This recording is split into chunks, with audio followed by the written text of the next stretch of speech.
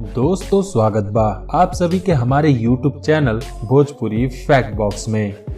दोस्तों आज हम जिक्र बारे में बात करे वाला बाटी उनके ऊपर हम पहले भी चर्चा कैले हई। वो सब वीडियो के लिंक नीचे दिहल बा।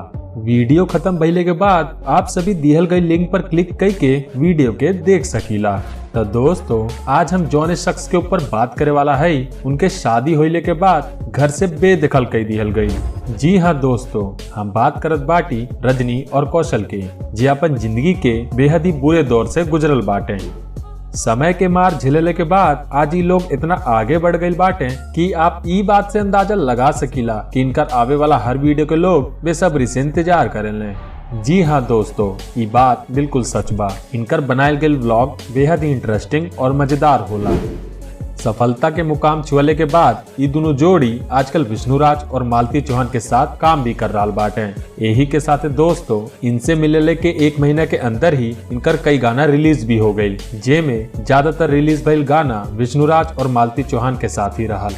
हम आप सभी के बता दें दोस्तों कि मिस्टर विष्णुराज ने रजनी कौशल के साथ पहला गाना गुड़िया खाला हमारे टैबलेट शूट कैले रहा है। ये गाना रिलीज भइले के बाद से दर्शकों की तरफ से बेहद ही ज्यादा प्यार मिले लगल, जौन बेहद ही खुशी के बात बा। इस सब के बीच रजनी कौशल खातिर ये सब कोनो सपना से कम ना ही बा, काहे कि रजनी के ख्वाहिश खाली इन सबसे मिले भर के ही रहा। लेकिन दोस्तों ये कब्बो भी नहीं सोचले रहा कि मिलले के साथ साथ ये दोनों जोड़ी के जल्द ही आवे वाला समय में विष्णुराज और मालती चौहान के साथ काम करे के मौका भी मिल जाए।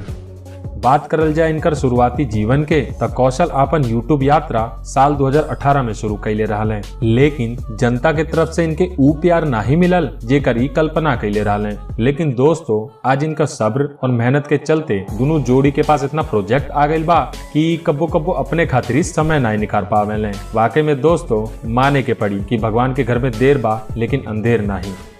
यही सब के बीच दोस्तों अब सुने में आवत बा कि मिस्टर विष्णुराज और रजनी कौशल सिंगर गोलू मोलू के साथ काम ना ही करिए। अब जेके ना ही पता बा कि गोलू मोलू के बा, तो उनके हम बता दे कि हाल फिलहाल में मिस्टर विष्णुराज और मालती चौहान ने बलम घरे दिल्ली से आवा गाना में किरदार निभैले रहा। वो गाना इन्हीं के गायल रहा। यही के साथ दोस्तों गोलू मोलू अक्सर मिस्टर विष्णुराज के साथ अधिकतर समय भी बितावत रहा, लेकिन समय के साथ साथ इस सब के बीच मनमुटाव पैदा हो गयी। अब आवे वाला समय में इनके साथ कोनो नया गाना आई या ना ही वो देखे वाली बात बा। बाकी आप लोगन के हिस्से संबंधित अन्य जानकारी हमारे चैनल के जरिए पता चल जाए, तो आप लोग ऐसे ही हमारे चैनल से जुड़ल रही।